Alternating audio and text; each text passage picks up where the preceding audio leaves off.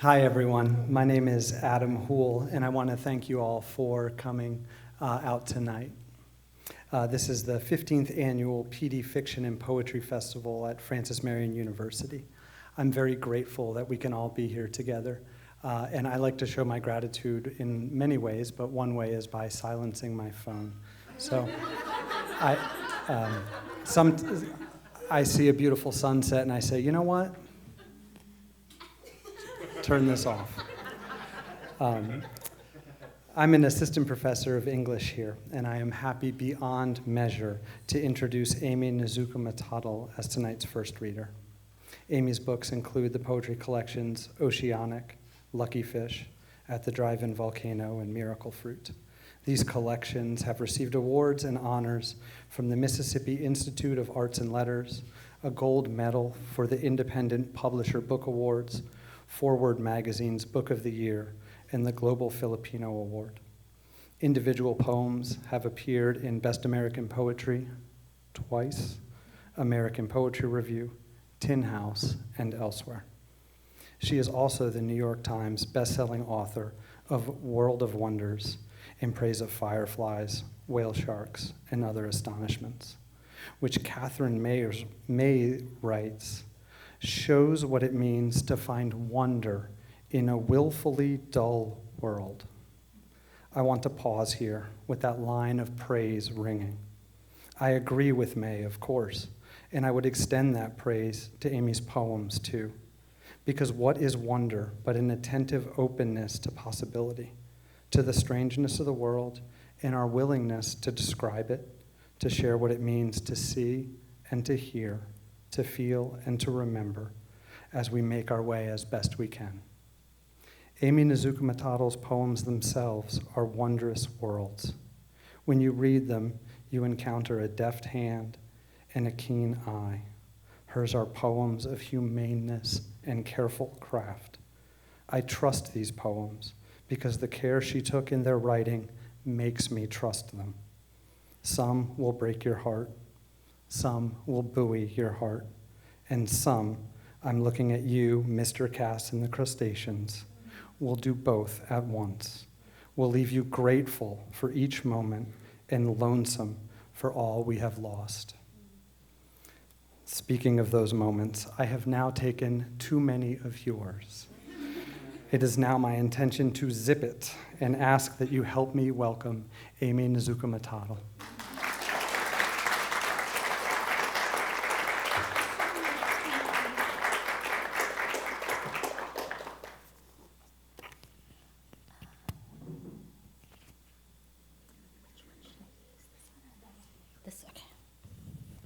One moment.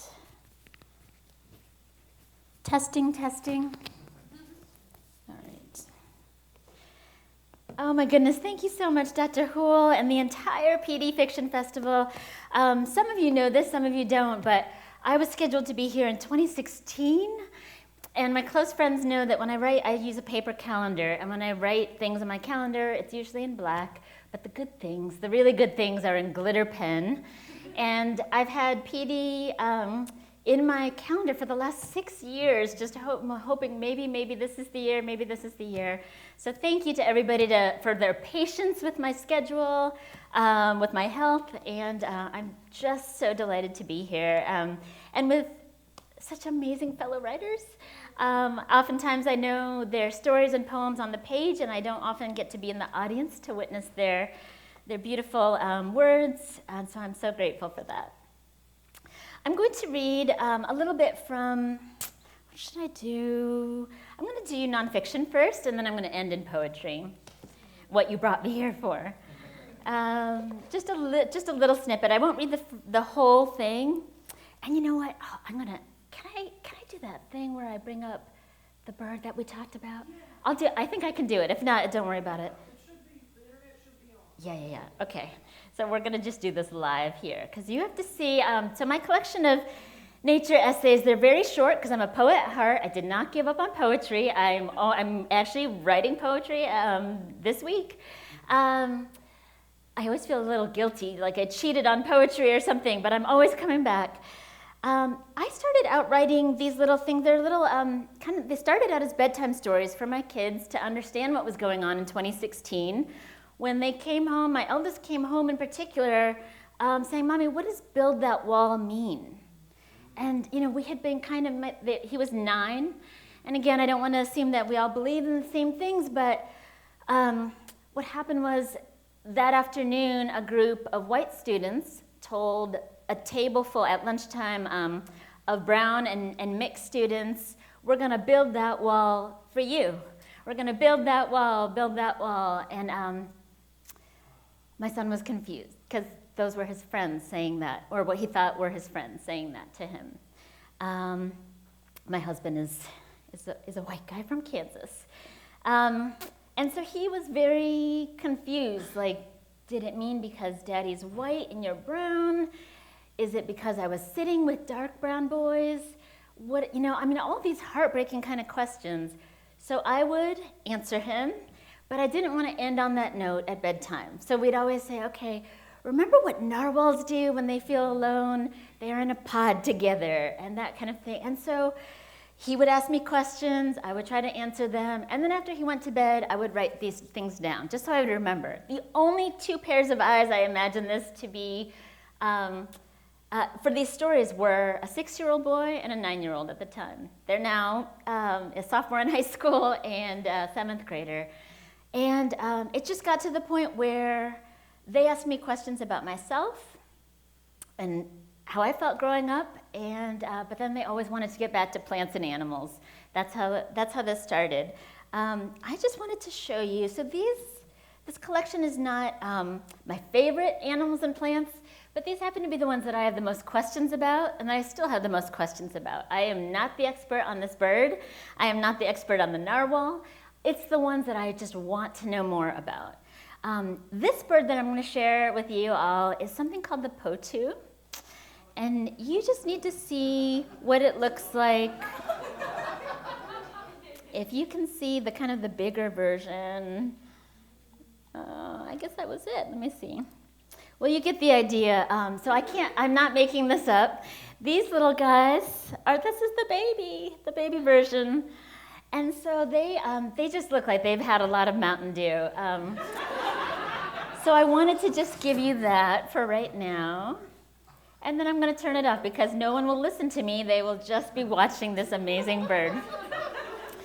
So I'm going to read a section called The Potu, and just a little brief moment from it. All right. In Mississippi, summer means mosquito. It means tomatoes, it means mosquito, it means peaches, it means humidity, it means strawberries, and it means mosquito. Mostly mosquito. I counted 5 while sitting here on my deck, having a coffee at 7:30 in the morning. What I wouldn't do to have a little potu bird or 3 in my backyard to catch those bloodthirsty beasties. Some people refer to this bird as little more than a flying mouth and eyes, but potus are pretty much masters of disguise in the humid jungles of the southern hemisphere. Now, potus are nocturnal and so confident of their camouflaging skills, they just sleep right out in the open daylight.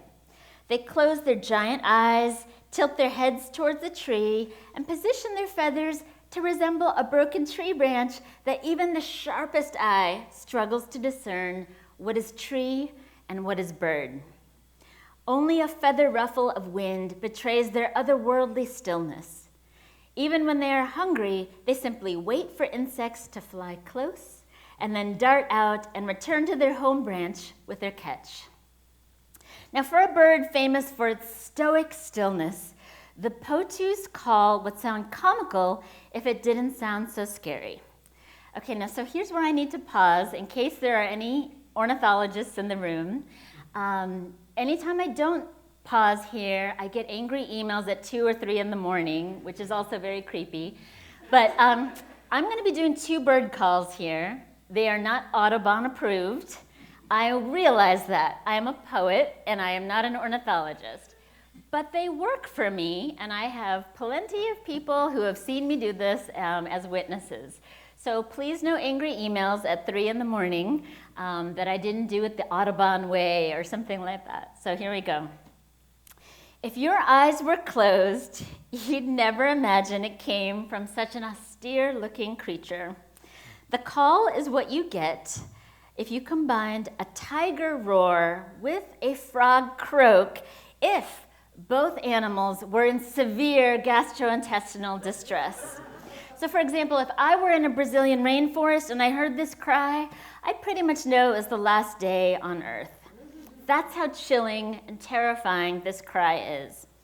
It's a fairly loud, gruff, okay, here we go. Bwah.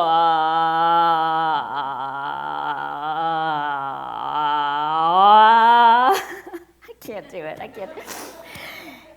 It's basically the sound a human makes just before they retch. In other words, it's the stuff of nightmares. Perhaps the reason the Potu leads a motionless, mainly solitary life is to balance this audacious call.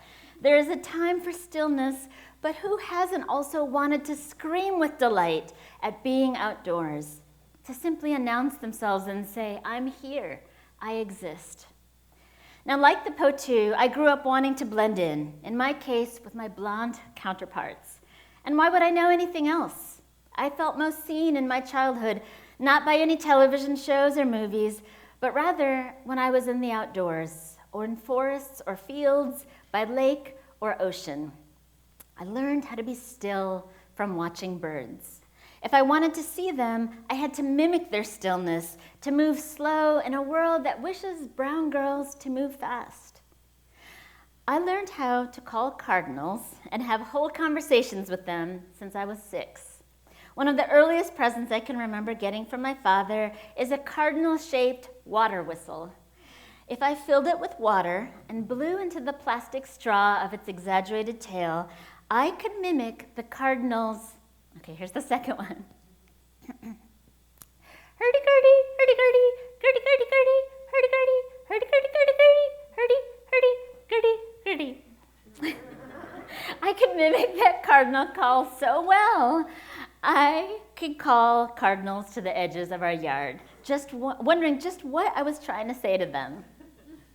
Now, these conversations were a secret I kept even from my husband until one late spring day when he came home from work early, only to find me in the backyard having a lengthy conversation with a riled-up red cardinal and his mate. Both birds, perched just above my head, had seemed to enjoy our talk, but then their metallic chirps became more and more insistent, and then I have to admit I must have answered back a little glibly, and then poof, they both burst from the tree and ended our talk right there. When I turned around, my husband's mouth was frozen open. Reader, we had been married a decade, and this was the first time he had ever seen me do this. Now, I'm certain it's not any magic in my mouth, no special twist of tongue that only I have unlocked. I think it's the quiet way you settle into the crook of a tree trunk, the still and slow down of your heart in a world that wants us to be quick and to move on to the next thing. The secret in talking to birds is in the steadiness of each limb as you make your way into their territory, in the deliberateness of each of your movements and bend of tree branch and grass blade.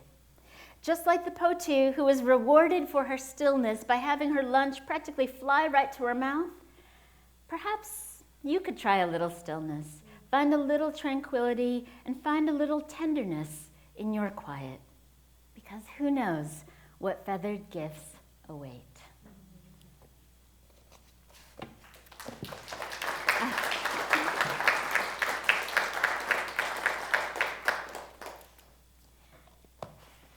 I'm going to switch over to poetry. Most of these are from Oceanic. Some of these are a little bit new. We still have our Halloween decorations up at our house, so to me it's still kind of in this Halloween season. I was talking actually this afternoon with my fellow writers here about, I think Lance asked us, why did I move around so much? I won't give you the full answer, but the gist of it is my mother was a psychiatrist, and she had 4-year terms at various mental institutions across the country. After a while, about fourth grade, my parents both decided they wanted me and my younger sister to not live on the grounds of a mental institution anymore and to just kind of be in a home base, and that was Phoenix, Arizona, where my dad was. It's so clear to me now, especially as the mother of, now a seventh grader. I was going to say a fourth grader. It's so clear to me now I was acting up. My friends will crack up at this, but I swore all the time in fourth grade. And the teachers must have known I was going through something because I was like untouchable. Nobody punished me. I dropped my pen on the floor and I'd say, F, and they all knew that, my mom was not living with us at the moment, and I was clearly not handling it well, but still the straight A, like teacher's pet. Anyway, this is called When I Was a Vampire. In fourth grade, I wanted to be a man. I wanted to be a vampire for Halloween, and I only knew them as men, with such might and muscle in their neck. I like the way my friends looked at me when I first swore out loud in school. The wild pop of delight and horror when I let loose with these words. My mother didn't live with us that year. That and always swearing felt like blood in the corner of my mouth. I checked out theater books from the library to learn how to shade a sunken cheek like Dracula, and I studied biographies of Bela Lugosi. My mother lived 900 miles away that year. I waved a shopping list full of items for my determined father, and he couldn't find spirit gum, liquid latex, and fake blood. Gelled like jam, Dad. But my mother was absent, and I wanted to be a vampire. I learned how to powder my brown self white with poofs of baby powder all the way up to my hairline, and I had plastic fangs for $1. I wore my own crisp white Oxford, and I put a little smear of banana ketchup on it. I walked into school straight as a licorice stick. My mother missed the Halloween parade, and when she saw the pictures weeks later, she asked my father, "How on earth could you do this? Let her out of the house like that." My friends won't believe me now, but I was so close to being a man. When I wore my fangs and clicked them open, I felt a shiver of blood just underneath my gums. What I also didn't mention is I was wearing fangs all year round, basically. So I had them in Easter pictures. Clearly, I was missing my mom a lot. Anyway, I don't know, is there anybody from high school here? I don't think so. We had some high schoolers the last couple days. Well, this is for your former high school selves. And you're looking here at football royalty. I was this is the dumbest, ridiculous thing to even mention, but I will, just to give it context. I was the first female football mascot in the state of Ohio. This is circa 1991. Thank you very much. And no, don't clap at this. It's so dorky. You're going to regret clapping because the mascot was a beaver. So I was a battling beaver. I had boxing gloves on my beaver costume. And nobody knew who I was, not even my friends, only my sister and my very disapproving parents. Their thing, I remember them saying, "We did not come to this country so my daughter could be Mickey Mouse," That's all they knew of mascots. So this is the mascot of Beaver Creek High finally breaks her silence. There are some suits more difficult to remove. Spades, armor, tweed in the summer. Those nights you thought I was home, dateless, memorizing the dates of epic battles. I was working myself into a lather of sweat for a field of angry young men. Sometimes they were so close, I could feel their hot breath in the space between my head and furry neck. Even the captain of the cheerleaders never went that far. Every hand that once reached for me still haunts me at the most unexpected times, as I place vegetables on the grocery belt or walking the glow wall walkway at the Detroit airport. Something still pulls me to the ground, and it's not the crowd, it's not the scent of cola and popcorn, and it's not a truck revving at homecoming. If you slice a jacaranda bloom between two glass slides and place it on a microscope, the corolla will always fight for the light. If you once posed for any pictures with me and still have them scattered somewhere in an attic, look carefully at the dark netting of my mouth. If you squint hard, you can see my actual teeth clenched into a small scream. I was like that every night. It was high school, after all. And I was always cheering for something, and I still am. Something is always worth cheering for. There is always some cheer worth something. Cheer for some worth, always.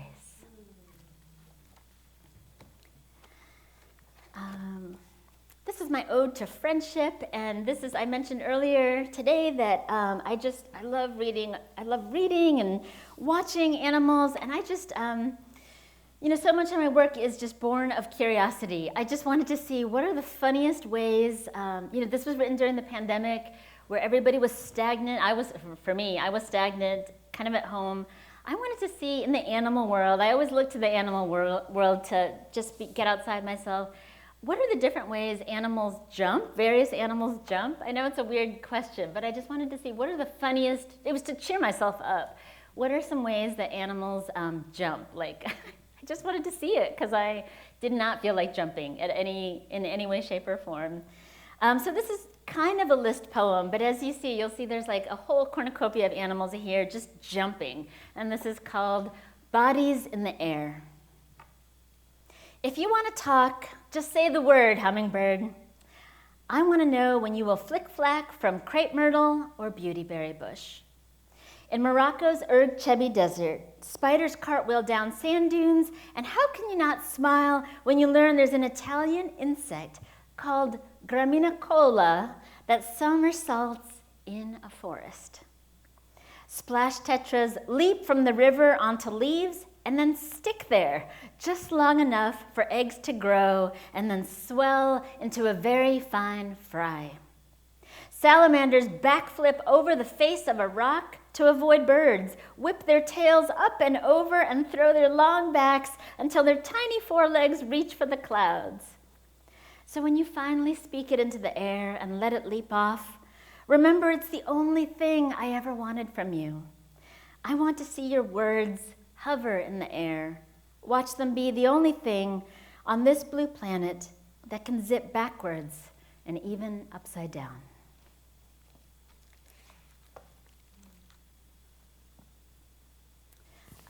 And just two more. I'm going to read a found poem from Oceanic. And before the pandemic, I had a fellowship. It was part of my fellowship application that I was going to travel finally to India, the land of my father's family. And I was going to visit my grandmother for a little bit, but then I was going to make the trip up north to visit the Taj Mahal. Some of my kind of mean Indian friends would be like, I can't believe you haven't seen the Taj Mahal yet. What kind of Indian are you? And I was like, first of all, I'm half.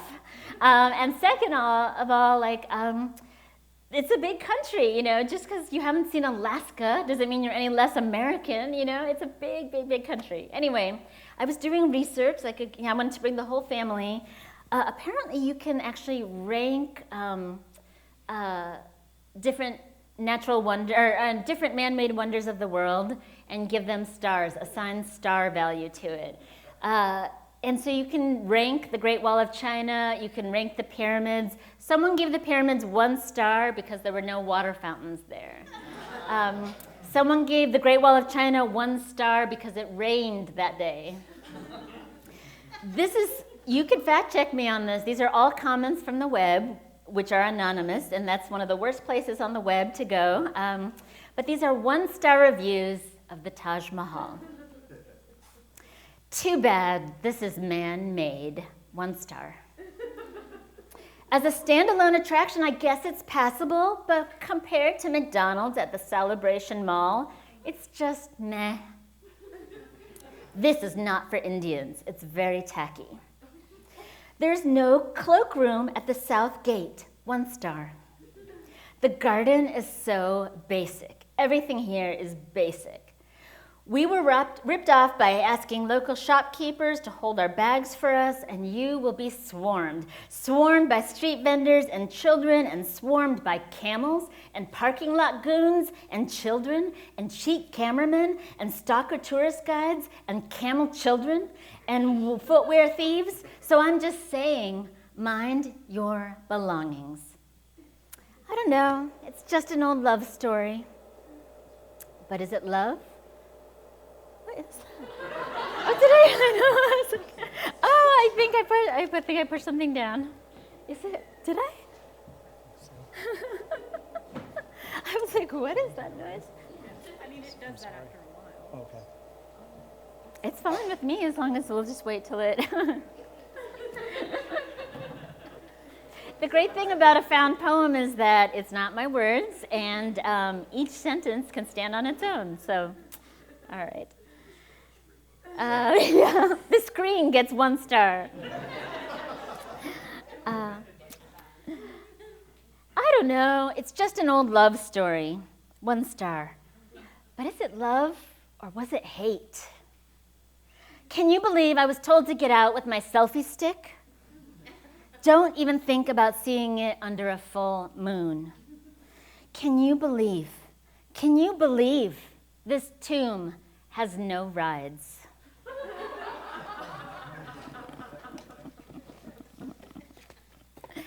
Oh, people, humanity. All right, this one, Ada read a poem for me. I'm going to read a poem for Ada, and I always, it struck me when I first read Ada's poem, The Raincoat. If you missed it, it's in The Carrying? The Carrying. She gave a beautiful reading of that. How much, I always say World of Wonders is my thank you and my love letter to my parents. But it occurred to me I don't write poems kind of in a way thanking them, So I have not yet written about my mother, and she's very hurt about that. I've written prose about her, but not poems. This is for my father. And, as much as so grateful I was that we had kind of unconventional spring breaks, I wasn't always grateful, specifically during my teen years. I was, all my friends were going to Florida for spring break, and we were exploring caves or, visiting rare rock shops, or doing I feel like we were off grid in the desert all the time in Arizona, not on any touristy thing, but just because my dad heard of a flower there or something. And actually, I'm so grateful now, but this was kind of my apology for my teen years. This is called Mosquitoes. When my father wanted to point out galaxies or Andromeda or the Seven Sisters, I would complain of the buzz of mosquitoes or of the yawning moon quiet in that slow summer air. All I wanted was to go inside our cooled house and watch TV or paint my nails. What does a 15-year-old girl know of patience? What did I know of the steady turn of whole moon valleys cresting into focus? Standing there in our driveway with him, I smacked my legs, my arms, and my face while I waited for him to find whatever pinhole of light he wanted me to see. At night, when I washed my face, I would find bursts of blood and dried bodies slapped into my skin. I'd complain at breakfast how I can't do this anymore, Dad. I have homework now, Dad. I can't go to school with bites all over my face now, Dad. And now I hardly ever say no. He has plans. He has plans to go stargazing with his grandsons, and for once, I do not protest. He has plans. I know one day he won't ask me, he won't be there to show me the rings of Saturn glowing gold through the eyepiece. He won't be there to show me how the moons of Jupiter jump if you catch it on a clear night. I know one day I will look up into the night sky, searching and searching. I know the mosquitoes will still have their way with me, but I know one day my father won't hear me complain.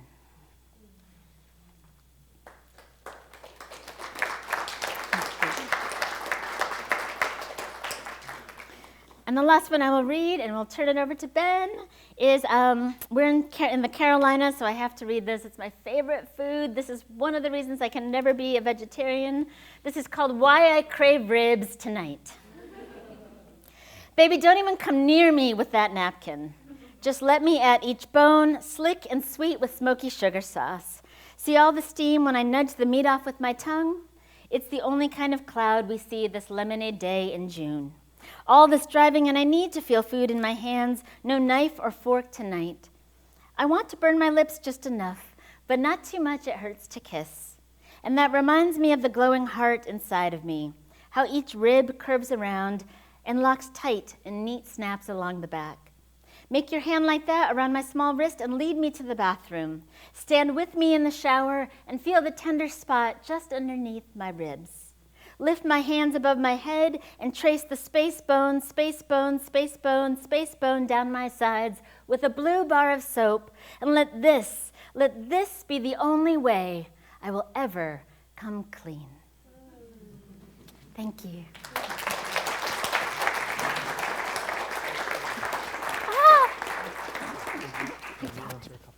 Oh, yeah. I was trying to rush off because the cardinal sin is to never go over, so let me do questions? Do I? Gosh, I feel like I was up there for so long. Time flies when you're having fun. 20 minutes a question or less. And I always tell my students, no question is too big, too small. If you want to talk birds, if you want to talk ribs, I'm your gal. Who wants to start us off? Oh, yeah, and there's a whole intermission, right? Yeah. Oh, my gosh. I'm so conscientious of, like, not being that person who goes over and then just, okay, question. Yes. Hi. Is this on? Hi there. Okay. So I wanted to ask this question earlier to both you and Ada, but I think this is a good time for this. You guys had been joking about not being able to locate your readings because you had mistagged them, and then you had said, folks, this is how not to do a literary reading. Oh, yeah. Do you have any advice on how to do a poetry reading? Oh, that's a good one. Well, don't shuffle around, don't mess up your change out your Post-its so they don't lose their stickiness. I think I have I don't want to completely answer for Ada, but I know Ada has a theater background. I'm a speech and debate gal, so it's those techniques that I still bring through. It's like picture the back of the wall, and you're having a conversation with the back of the wall, but also, but make eye contact. And some people are not comfortable with that, and that's okay. Not everybody has to read the same way I read. But I would say, I think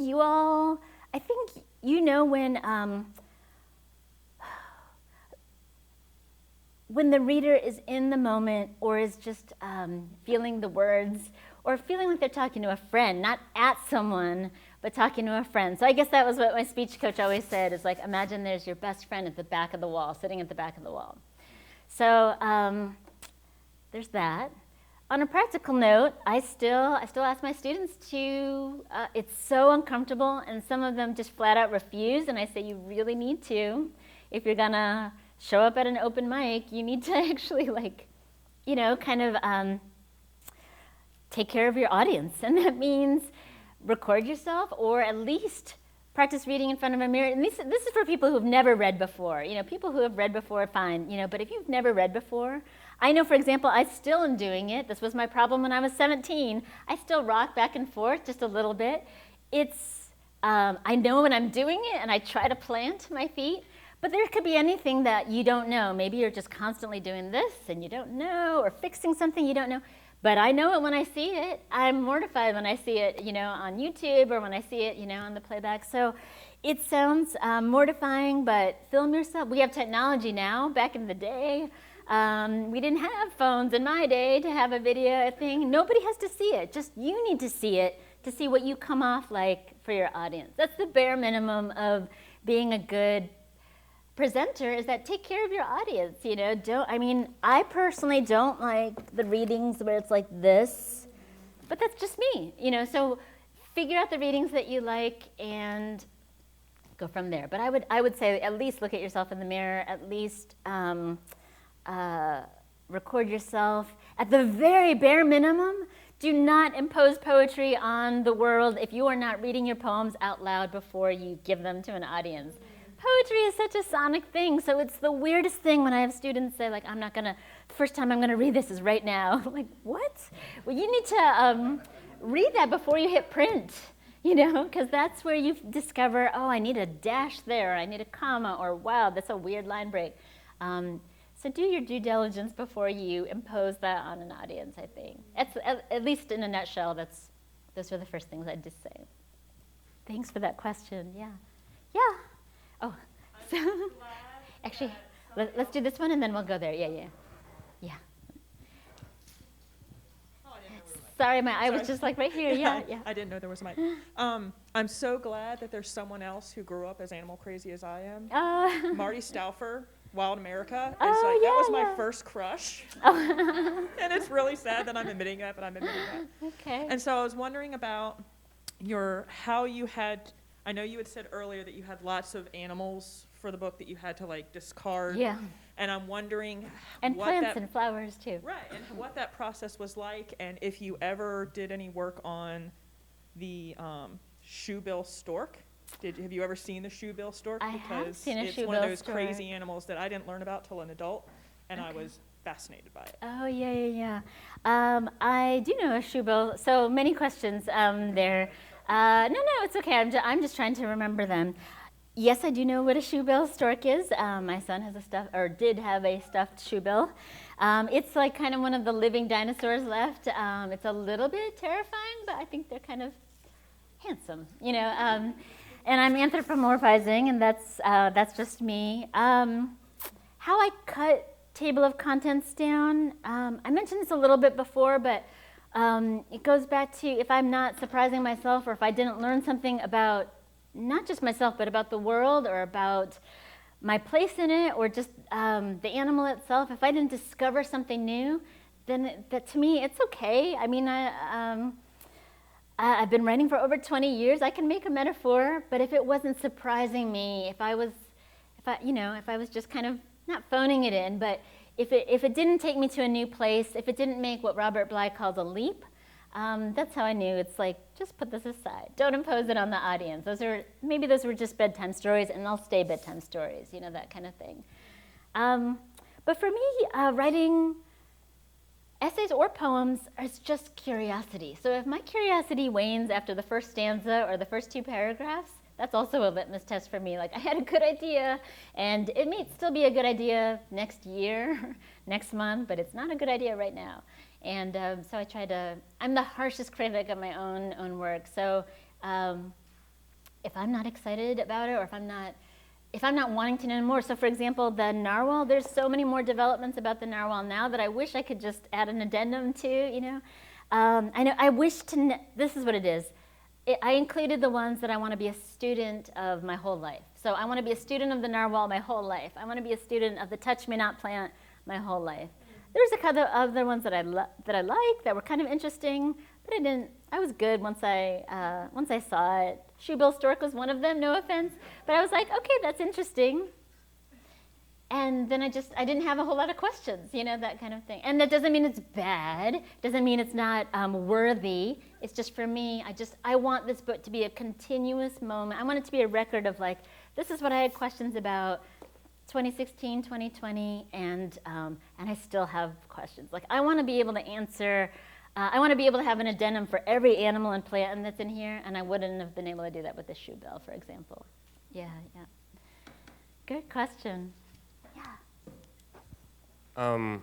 So this might be a bit weird, but do you by any chance remember the brand of banana ketchup your dad had? Yeah, it's not weird at all. I love the question. Are you kidding me? When someone asks me about banana ketchup, it's called Maggi, Maggi. Gotcha. It's a South Asian brand. You can find it at, if not India itself, then any South Asian grocery. Noted. Yeah, I have several Indonesian friends, and my one of them that's very dear to me. She just had her first child She's named Athena, beautiful whole little girl. And unfortunately, she didn't get to meet her grandfather because he passed of COVID. And one thing he loved to make was fried noodles. Like that's what he made every day. His name was Bang Bang. He went over to Bang Bang's house, and he was always making fried noodle. He would offer it to you. He would be like, Jamil, you want fried noodle? Great. Oh my gosh. And of course, he had plenty of banana ketchup in there. So thanks for alluding to that. It made me remember him. Well, that's all. We couldn't find my dad, my sweet dad. Could not, try as he will, could not find fake blood in the suburbs of Phoenix in 1984. So what Banana I had ketchup at my it disposal is. was plenty of banana ketchup. So that's what I used. Also, are you hip in regards to what you were talking about with narwhals? Are you hip to what they use their horn for? They finally figured it out. Yes, I am. It's weird, right? Yeah. It's the craziest thing. Yes, indeed. Yes, indeed. And this is from the biology major here, so I know you're not Yes. going to write me an email at 3 a.m. Criticizing my bird calls, though, are you, or anything like that? I'm always nervous with the biologists and ornithologists. Can I write you one at 4 in the morning? I'd rather not. Okay. All right. Thank you. Thank you.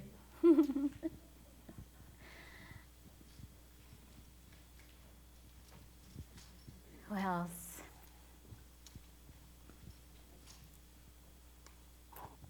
Hi there. Hi. I'm a Lutheran pastor, and I serve our Lutheran retreat centers and camps.